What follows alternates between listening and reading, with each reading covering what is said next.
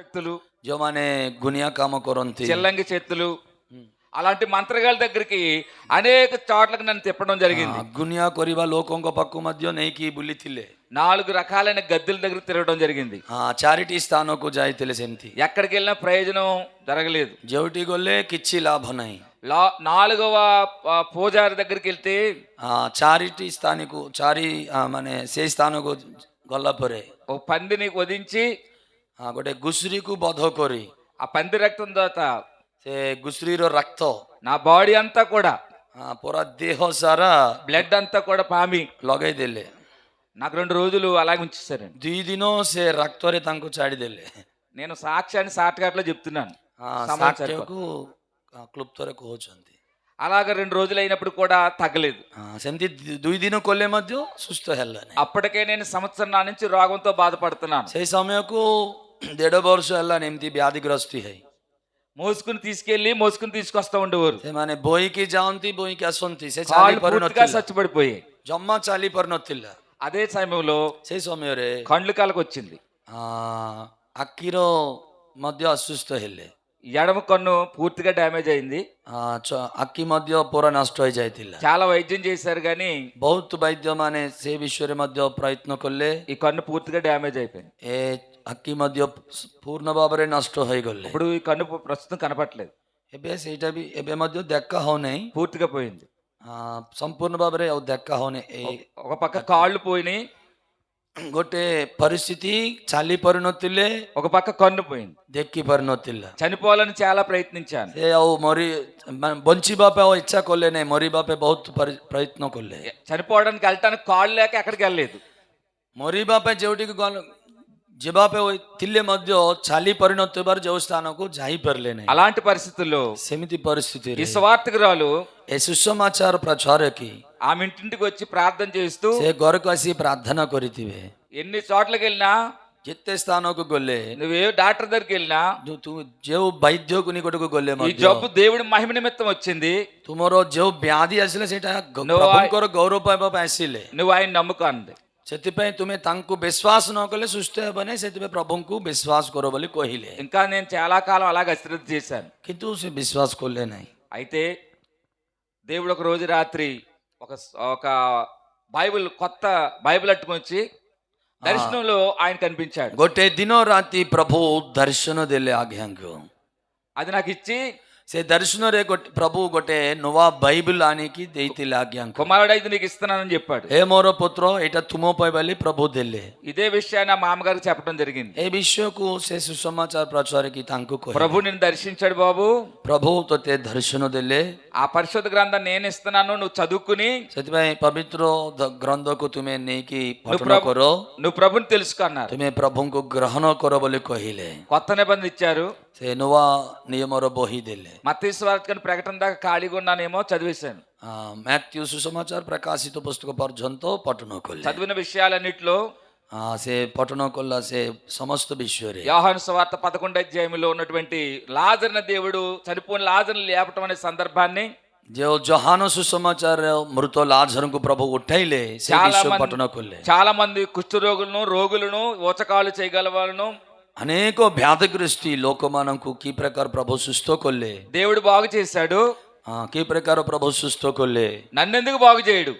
ସେମାନଙ୍କୁ ପ୍ରଭୁ ସୁସ୍ଥ କଲେ, ମୋତେ କାହିଁକି ପ୍ରଭୁ ସୁସ୍ଥ କରିବେ ନାହିଁ? ఆయన విశ్వాసం ప్రకారంగా, ସେମିତି ପ୍ରଭୁଙ୍କଠାରେ ବିଶ୍ୱାସ କରି రామ 10:17 ప్రకారం ରୋମିଓ ପୁସ୍ତକରେ ଲେଖା ହେଇଥିବା ପରି వినుట వలన ଶୁଣିବା ଦ୍ୱାରା విశ్వాసం కలుగుతుంది. ବିଶ୍ୱାସ ବଢିବେ। నేను చదివి అవన్నీ తెలుసుకోవడం ద్వారా ପଠନ କରି ସବୁ ବିଷୟକୁ ଗ୍ରହଣ କରି నన్ను కూడా దేవుడు బాగు చేస్తాడు. ମୋତେ ମଧ୍ୟ ପ୍ରଭୁ ସୁସ୍ଥ କରିବେ। ఆయన విశ్వాసం ఉంచి ସେ ବିଶ୍ୱାସ କରି బైబిల్ చదవటం, ବାଇବେଲ ପଠନ କରିବାର, ప్రతిరోజు ఆమె దగ్గరికి వెళ్ళి ప్రార్థన చేయించుకోవటం, ପ୍ରତିଦିନ ସେ ପ୍ରାର୍ଥନା କରିବାର, మోసుకునే తీసుకెళ్తుండేవారు. ବୋହିକି ନେଇଯାଆନ୍ତି ସେ ସ୍ଥାନକୁ। అలా ఉంటుండగా ସେ ପରିସ୍ଥିତିରେ 1996 తుఫానుకు 1 వీక్ ముందు ଯୋଉ 1996 ସେ ସ୍ଥାନରେ ଗୋଟେ ବାତ୍ୟା ଆସିଲା। కోనసీమలో వచ్చిన తుఫాను యొక్క ఆ సమయంలో దేవుడు నన్ను బాగు చేశాడు. ସେଇ ସମୟରେ ଆଜ୍ଞାଙ୍କୁ ପ୍ରଭୁ ସୁସ୍ଥ କଲେ। ପ୍ରଭୁଙ୍କୁ ଧନ୍ୟବାଦ ଜଣାଇବା। హల్లెలూయా. ତାଳି ମାରି ପ୍ରଭୁଙ୍କୁ ଉଚ୍ଚ ସ୍ୱରରେ ଗୌରବ କରିବା। ప్రభావములు ఆయనకే కలుగునుగా. హల్లెలూయా।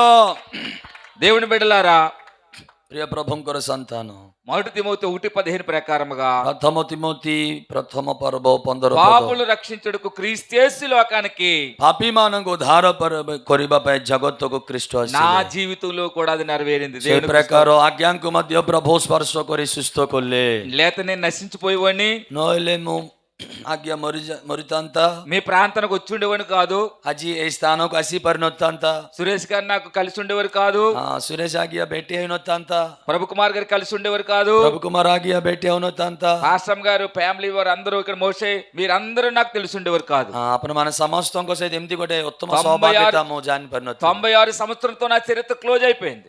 ତା ପୂର୍ବରୁ ମୋର ପରିସ୍ଥିତି ଅତ୍ୟନ୍ତ, ఈ రోజు ప్రభు కృప చేత నేను రక్షించబడి କିନ୍ତୁ ଆଜି ପ୍ରଭୁଙ୍କର ଅନୁଗ୍ରହରୁ ఈ రోజు మీ మధ్యకి వచ్చాను. ମୁଁ ପରିତ୍ରାଣ ପାଇଁ ଆପଣମାନଙ୍କୁ ଏହି ସୁସମାଚାର ପ୍ରଚାର దేవుని బిడ్డలారా, କରୁଅଛି। ପ୍ରିୟ ପ୍ରଭୁଙ୍କର ସନ୍ତାନ, యేసు ప్రభు వారు ପ୍ରଭୁ ଯୀଶୁ ఓ మతాన్ని స్థాపించడానికి రాలేదు. ସେ ଧର୍ମ ସ୍ଥାପନ ପାଇଁ ଆସିଲେ ନାହିଁ। మేమేదో మతంలో దింపడానికి మీ మధ్యకి రాలేదు.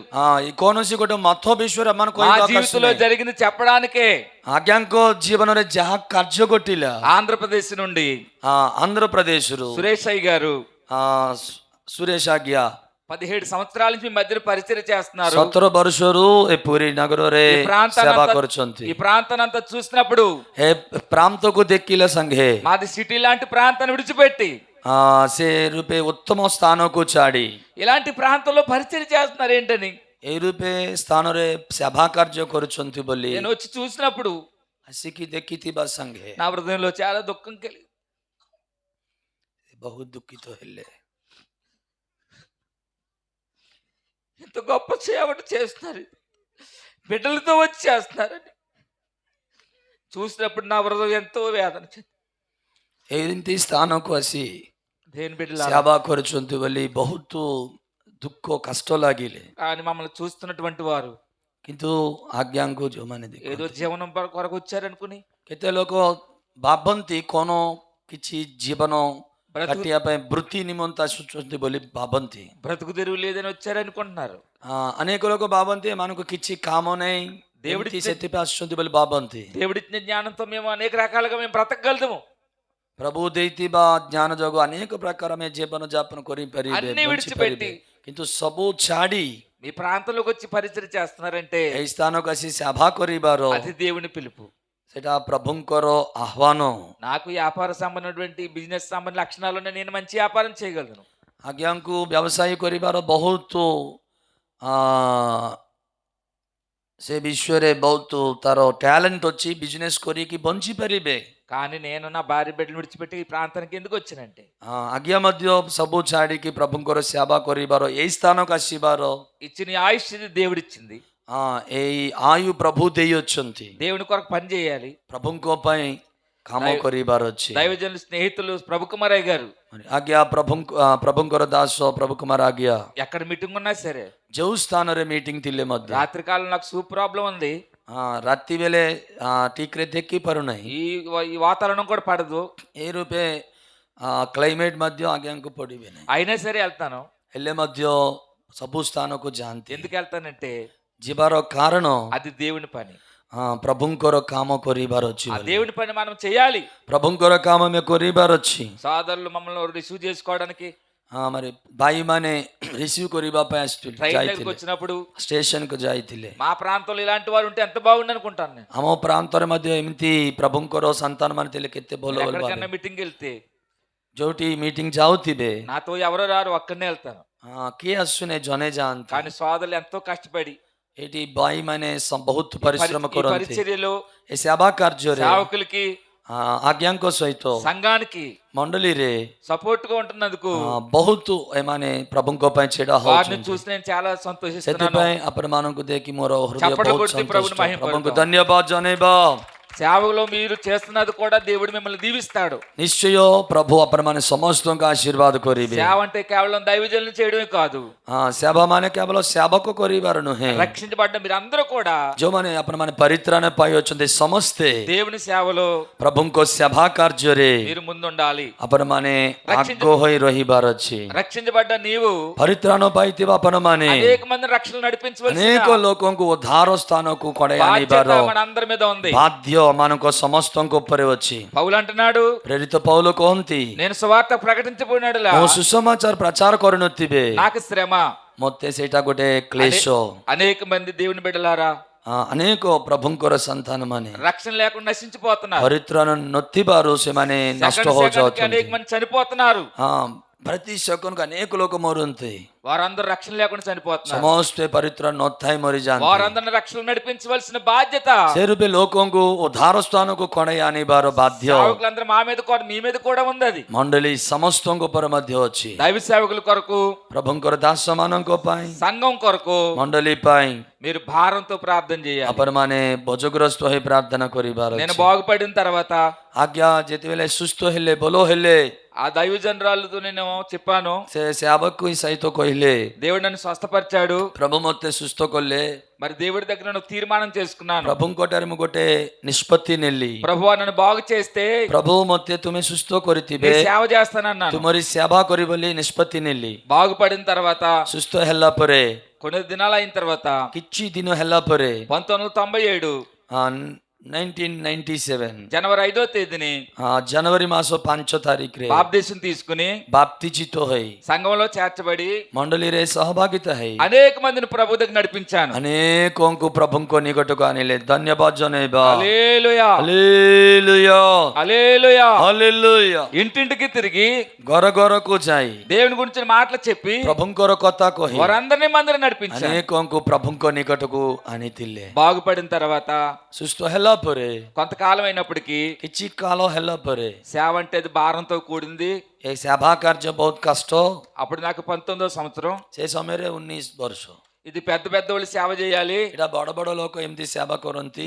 నా మాట ఎవరుంటారు, ମୋର କଥା କିଏ ଶୁଣିବେ? నాకైతే పాటలు రావు, ମତେ గୀତ ଗାଇବାର సినిమా పాటలు అయితే వచ్చు, ମତେ ଫିଲ୍ମ ଗୀତ ଅଛି। సినిమాలతో జీవితం గడిపినోడిని, ମୁଁ ଫିଲ୍ମ ସହିତ ଜୀବନ ଯାପନ నా କଲି। మాట ఎవరుంటారు, ମୋର କଥା କିଏ ଶୁଣିବେ? ఎందుకు వచ్చిందిలే, କଣ ପାଇଁ ఇంకా నేను సేవ చేయకూడదు అనుకుని ମୁଁ ସେବା କରିବି ନାହିଁ। అలాగ మందిరానికి వెళ్తే సరిపోద్ది అనుకున్నాను. ମୁଁ କେବଳ ଚର୍ଚ୍ଚକୁ ଯାଇକି ଆସିବି ବୋଲି ଭାବିଥିଲି। ఇలా ఉంటుండగా ଏଇ ପରିସ୍ଥିତିରେ ఒక సహోదరుడు, ଜଣେ ଭାଇ హైదరాబాద్ వెళ్ళిపోదాం, ଆମେ ହାଇଦ୍ରାବାଦ ଯିବା, అక్కడ ఏదైనా చిన్న పని చేసుకుందరు గాని ସେଇଟା ଆମେ କଣ କିଛି କାମ କରିବା, అప్పుడు కొంత డబ్బులు చూసుకుని କିଛି ରୋଜଗାର କରି హైదరాబాద్ వెళ్ళిపోయి ହାଇଦ୍ରାବାଦ ଯାଇଥିଲେ। ఒక కంపెనీ దగ్గర సెక్యూరిటీ గార్డ్ జాబ్, ସେଇଠି ଗୋଟେ କାମ କରିଥିଲେ।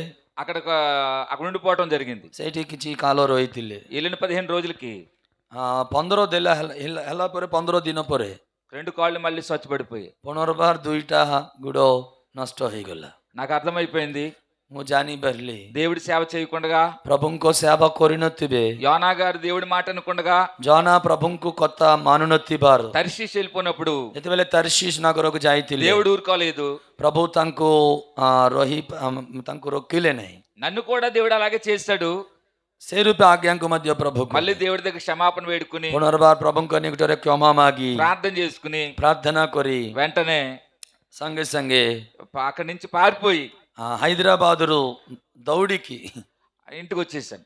ଘରକୁ ପଳେଇ ଆସିଲେ। అక్కడ ఇంటి దగ్గర కృతజ్ఞత కూడికి పెట్టుకుని ଘରେ ଗୋଟେ ଧନ୍ୟବାଦ ସହଭାଗିତା ରଖି ପ୍ରାର୍ଥନା ରଖି కాకినాడలో ఒక 1 వీక్, ఒక 1 మంత్ వీక్, అంటే దాదాపు 15 నెలలు, నెలన్నర ఉండి କାକିନାଡ଼ରେ ଗୋଟେ ମାନେ 45 రోజులు 15 ଦିନ ସେ ସ୍ଥାନ ରହିଲେ।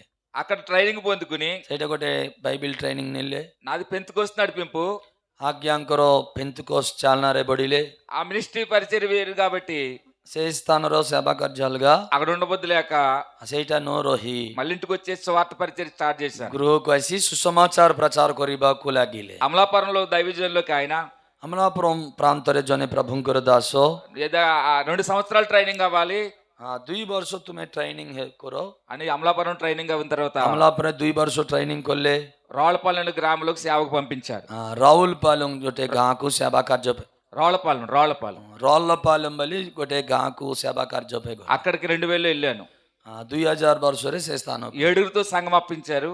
7 ଲୋକଙ୍କ ସହିତ ମଣ୍ଡଳୀ ସେଠି ଥିଲା। అక్కడ కష్టపడి సేవ చేసి ସେଇଟା ସେବା କାର୍ଯ୍ୟ କରି 30 మందిని సమకూర్చి 30 ଲୋକଙ୍କୁ ପ୍ରଭୁଙ୍କ ନିକଟକୁ ଆଣିଲେ। ఒక చిన్న మందిరం కట్టాను. ଗୋଟେ ଛୋଟ ପ୍ରଭୁଙ୍କର ଗୃହ ବନେଇଲେ।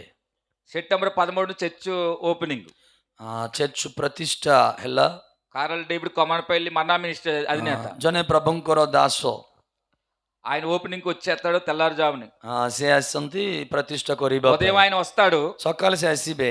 రాత్రి మళ్ళా కనబడుతున్న ఈ కన్ను, ରାତି ବେଳେ ଯୋଉ ଦେଖା ହେଇଥିବା ଏ ଚକ୍ଷୁ, ఇప్పుడు కనబడుతున్న ఈ కన్ను ଏ ଆଖି 2001, 2001 ବର୍ଷ, 2005, 2005, 2009, 2009, 2013 2013 4 సార్లు పూర్తిగా కోల్పోయి ଚାରିଥରେ ପୁରା ନଷ୍ଟ ହେଇଗଲା।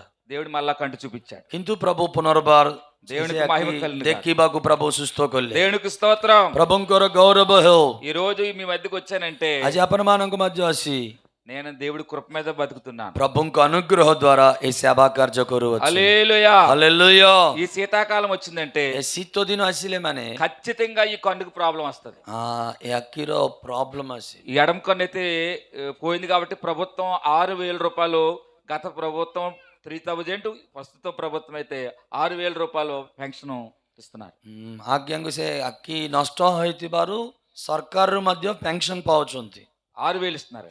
6,000 అంటే డబ్బుల గురించి నేను చెప్పట్లేదు, ପଇସା ପାଇଁ କହୁନାହାନ୍ତି। అంటే జబ్బు ఎలాంటిది అన్నది వాళ్ళు గుర్తించి వాళ్ళు ఇస్తున్నారు. ସେଟା ସମ୍ପୂର୍ଣ୍ଣ ଭାବରେ ନଷ୍ଟ ହେଇଯାଇଛି ବୋଲି ସେମାନେ ଜାଣିକି ଏମିତି ଦଉଛନ୍ତି। దేవుని బిడ్డలారా, ପ୍ରିୟ ପ୍ରଭୁଙ୍କର ସନ୍ତାନ, నన్ను ఎవరు దింపారు? ଆଜ୍ଞାଙ୍କୁ କିଏ ପଠେଇଲେ? నన్ను ఎవరు మార్చలేదు. କିଏ ତାଙ୍କୁ ବଦଳିଲେ ନାହିଁ? నన్ను ఎవరో దేవుని దగ్గరికి వచ్చి నువ్వు రా చర్చికి, నువ్వు రా అని అనలేదు. କିଏ ତାଙ୍କୁ ତୁମେ ଚର୍ଚ୍ଚକୁ ଆସ ବୋଲି କହିଲେ ନାହିଁ। నేను చావు బతుకుల మధ్య ସେ ମୃତ୍ୟୁ ଅବସ୍ଥାରେ ఇక చనిపోతాను అనిపించుకుని ଆଉ ମୃତ୍ୟୁ ଭୋଗ କରିଥିବା ପରିସ୍ଥିତିରେ నా అంతటా నేనే ନିଜକୁ ନିଜ నేను ప్రభుని తెలుసుకున్నాను. ପ୍ରଭୁ ତାଙ୍କୁ ଦର୍ଶନ ଦେଇଥିବାରୁ ସେ ପ୍ରଭୁଙ୍କୁ ଗ୍ରହଣ କଲେ। దేవునికి మహిమ కలుగును గాక. ପ୍ରଭୁଙ୍କର ଗୌରବ ହେଉ। ఈ రాత్రి కాల సమయంలో ଆଜି ରାତି କାଳରେ దేవుడు మీతో ପ୍ରଭୁ మాట్లాడుతున్నాడు. ଆପଣମାନଙ୍କ ସହିତ କଥା ହଉଛନ୍ତି। దేవుడు స్వరం వినబడుతుంది. ପ୍ରଭୁଙ୍କର ରୋବ ଆପଣମାନେ దేవుడు మిమ్మల్ని ଶୁଣୁଛନ୍ତି। దర్శిస్తున్నాడు. ପ୍ରଭୁ ଆପଣମାନେ ଦର୍ଶନ ଦିଅନ୍ତି। దేవుడు మీతో మాట్లాడుతున్నాడు. ପ୍ରଭୁ ଆପଣମାନଙ୍କ ସହିତ କଥା ହୁଅନ୍ତି। నిర్లక్ష్యం చేయొద్దు, ଯେଉଁମାନେ ମଧ୍ୟ ନିର୍ଲକ୍ଷ୍ୟ అశ్రద్ధ చేయొద్దు. କରୁନାହାନ୍ତି, అశ్రద్ధ କରୁନାହାନ୍ତି, దేవుడు త్వరగా రాబోతున్నాడు. ପ୍ରଭୁ ଶୀଘ୍ରରେ ଆସୁଛନ୍ତି। ఇదే మిక్కిలి అనుకూల సమయం. ଆଜି ସମୟ ହିଁ ଶ୍ରେଷ୍ଠ ସମୟ।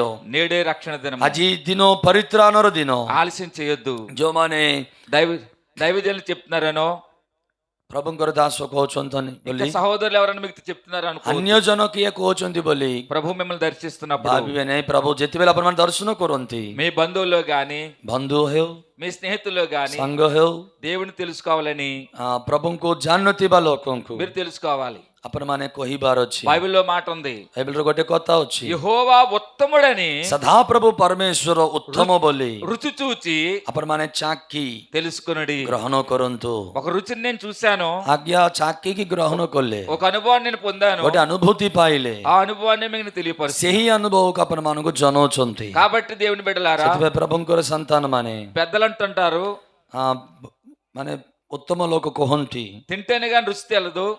କାହିଁ ନଥିବେ ସେ ତାର ରୁଚିକୁ ଆମେ అది ଜାଣିପାରୁନାହିଁ। ఒక అనుభవం అనేది ఎలాగొస్తుందంటే, ଗୋଟେ ଅନୁଭୂତି ଆସିବାର దిగితేనే కానీ లోతు తెలదు. ଆମେ ମାନେ మన సోదరులు ఉన్నారు ఇక్కడ, ଆପଣ ଭାଇ ମାନେ ଅଛନ୍ତି ଏଠି, వారు చాలా సముద్ర ప్రాంతాలు ఈది ప్రజలను రక్షిస్తున్నారని ସେମାନେ విన్నాం. ସମୁଦ୍ରକୁ ଯାଇ ଅନେକ ଲୋକଙ୍କୁ ରକ୍ଷା ମଧ୍ୟ నాకు କରନ୍ତି। ఈత రాదు, ଆଜ୍ଞାଙ୍କୁ నేను వెళ్తే మునిగిపోతాను, చచ్చిపోతాను.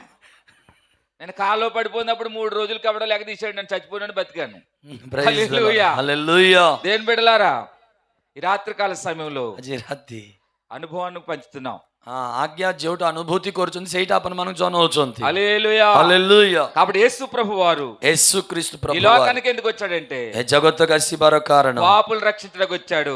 ପାପୀ ଲୋକଙ୍କୁ ଉଦ୍ଧାର କରିବା ପାଇଁ। 1, 12, 13 మొదటి తిమోతిలో ପ୍ରଥମ ତିମୋଥୀ ପ୍ରଥମ ପର୍ବ 12 ପଦ, పాపుల్లో ప్రధాన పాపునని ପାପୀ ମାନଙ୍କ ମଧ୍ୟରେ ମୁଁ ଏକ ପ୍ରଧାନ ପାପୀ ବୋଲି పౌలు ఒప్పుకుంటున్నాడు. ପ୍ରେରିତ ପౌଲ କହିଲେ। నేను కూడా అలాంటి వాడినే, ଆଜ୍ଞା ମଧ୍ୟ ସେଇ ପ୍ରକାର నన్ను కూడా రక్షించాడు. ଆଜ୍ଞାଙ୍କୁ ମଧ୍ୟ ପ୍ରଭୁ ରକ୍ଷା କଲେ। పౌలు సౌలుగా ఉన్నప్పుడు ପ୍ରେରିତ ପౌଲ ସౌଲଙ୍କ ପରି ଥିବା ବେଳେ అనేక మందికి వ్యతిరేకంగా పనిచేశాడు, ଅନେକ ଲୋକଙ୍କ ବିରୁଦ୍ଧରେ କାର୍ଯ୍ୟ କଲେ, మందిరాలు పాడు చేశాడు, ଅନେକ ମନ୍ଦିରକୁ ନଷ୍ଟ କଲେ, క్రైస్తవుల్ని హింసించాడు, ପ୍ରଭୁଙ୍କର ସନ୍ତାନ ମାନଙ୍କୁ ତାଡ଼ନା ଦେଲେ, దేవుని సేవకులు హింసించాడు. ସେବକ ମାନଙ୍କୁ ତାଡ଼ନା ଦେଲେ। 8:4 ప్రకారం అపోస్తుల కార్యములో ପ୍ରେରିତ 8 ପର୍ବ 4 ପଦ, సౌలైతే ప్రేరితో సౌలో ఇంటింటా వచ్చి ଘର ଘରକୁ ଯାଇ అనేక మందిని ଅନେକ ଲୋକଙ୍କୁ గాయపరిచినట్లుగా ତାଡ଼ନ ଦେଲେ మనం చూస్తున్నాము. ଆମେ ଦେଖିଛୁ। నేను అలా గాయపరచకపోయినా ସେ ରୂପେ ମୁଁ କାହାକୁ ତାଡ଼ନ ଦେଲେ ନାହିଁ, దేవునికి అవిధేయుడిగా బతికాను. କିନ୍ତୁ ପ୍ରଭୁଙ୍କର ଅବାଧ୍ୟ ହୋଇ ବଞ୍ଚି మా దగ్గర పాస్టర్ గారు వచ్చి ఇలాంటి కోటాలు పెడుతుంటే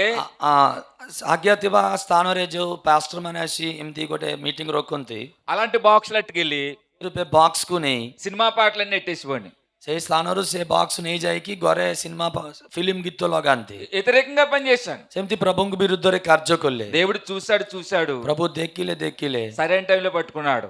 ଠିକ ସମୟରେ ଆଜ୍ଞାଙ୍କୁ ଧରିଲା। ఇప్పుడు అనుకునేది ఏంటంటే, ଆଜ୍ଞା କହିବାର ବିଷୟ, ప్రభువా నన్ను ఆ రీతిగా రక్షించుకున్నందుకు నీకు వందనాలు. ପ୍ରଭୁ ମତେ ସେ ପ୍ରକାର ରକ୍ଷା କଲ, ତୋତେ ଧନ୍ୟବାଦ। కాలు పడిపోయినందుకు బాధపడలేదు, ଚାଲି ପାରୁନଥିବାରୁ କଷ୍ଟ କରୁନାହିଁ, కన్ను పోయినందుకు బాధపడలేదు. ଆଖି ନଷ୍ଟ ହେଇଥିବାରୁ କଷ୍ଟ କରୁନାହିଁ, ఆ రీతిగా నన్ను రక్షించినందుకు କିନ୍ତୁ ପ୍ରଭୁ ମତେ ପରିତ୍ରାଣ କରିବା ଦ୍ୱାରା దేవునికి మహిమ కలిగిన గాక. ମୁଁ ପ୍ରଭୁଙ୍କୁ ବହୁତ ଧନ୍ୟବାଦ ଦିଏ। హల్లెలూయా. ହାଲେଲୁୟା। చాలా మందిని దేవుడు ప్రేమతో పిలుస్తున్నాడు. ଅନେକ ଲୋକଙ୍କୁ ପ୍ରଭୁ ଆହ୍ୱାନ କରନ୍ତି। ఆ పిలుపు వచ్చినప్పుడు ସେ ଆହ୍ୱାନକୁ ଶୁଣି, ఆ పిలుపుని అందుకుని ସେ ଆହ୍ୱାନକୁ ଗ୍ରହଣ କରି ఎంత త్వరగా ଯେତେ ଶୀଘ୍ର నీతిస్తురుడైన ଧାର୍ମିକ ପରମେଶ୍ୱର యేసే రెక్కల కిందకు వస్తే, ଯୀଶୁଙ୍କର ଢେନା ତଳକୁ ଆସି ఆయన రెక్కల కింద ତାଙ୍କ ଢେନା ତଳେ అంత సురక్షితం ఉంది.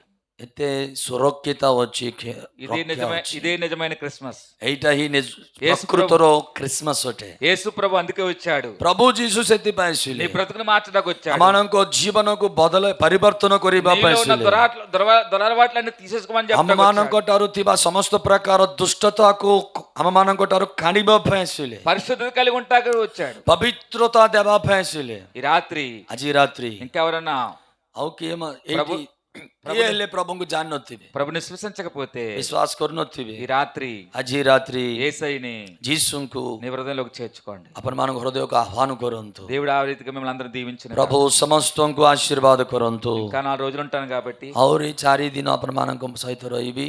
ఇంకా మరి కొన్ని విషయాలు చెప్పుకుందాం. ଆହୁରି କିଛି ବିଷୟ ଆମେମାନେ ଜାଣିବା। సామె ఇచ్చినట్టు సురేష్ అయ్య గారికి మీకు అందరికీ చాలా వందన. ସମୟ ଦେଇଥିବା ଆଜ୍ଞାଙ୍କୁ ଆପଣମାନେ ସମସ୍ତଙ୍କୁ ମଧ୍ୟ ବହୁତ ଧନ୍ୟବାଦ। మా కొరకు ప్రార్థించండి. Praise the Lord. Hallelujah, hallelujah, hallelujah, hallelujah.